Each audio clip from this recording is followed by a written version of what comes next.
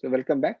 Now let us discuss about what to test on the database. So we already seen like what is meant by database automation testing. Now what exactly I want to test that. So being a QA, right? What I want to do here is check whether the fields in the front end UI, right? It might be the forms, or that might be a table, or that might be an invoice, whatever it may be. So whether the values are mapped consistently with the corresponding fields in the data table or not. So now the value that are available in my front end table, right? Front end view, the view data is should be matched exactly in the back end data table or not. So I need to test that.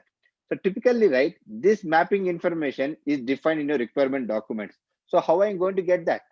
So for your application development, right, there will be something called functional specification document, FSD, functional specification document. At the same time, right, we'll be having a business requirement document also. So in your functional requirement document, they'll clearly mention that, so how this data is being populated.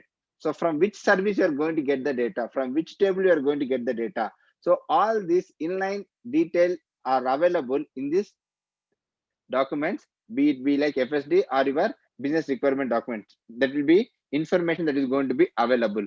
So, friends, when it comes to your point, right, when they ask you to do the database automation, right, or database testing manually, right, so your question should be asking that.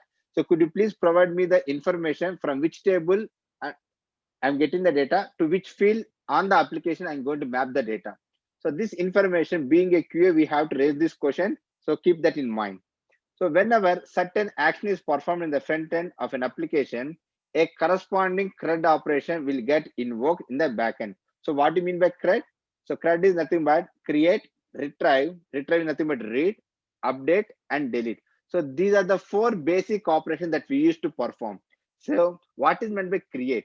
So create is nothing but when I'm trying to create a new user to the system, it means that I'm going to insert a new data into my database, right? So that is nothing but my create, retrieve or read.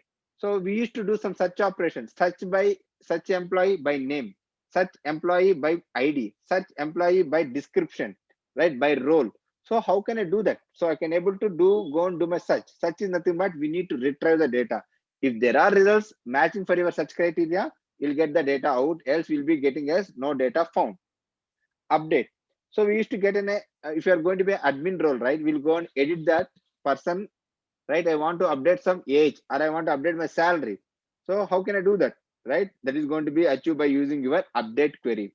So delete. If I want to delete any record from a database, right, then I'm going to choose my delete operation. So with these four are going to be called as CRUD operations. So these are the basic operations that each and every individual QA is going to perform on their application.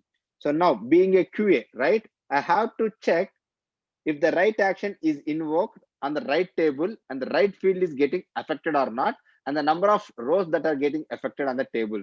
So this is the operation that I need to do. And when I get a chance to perform testing on my database, either through manual process or either through automation process. So now let us see like how to proceed further as part of this database testing.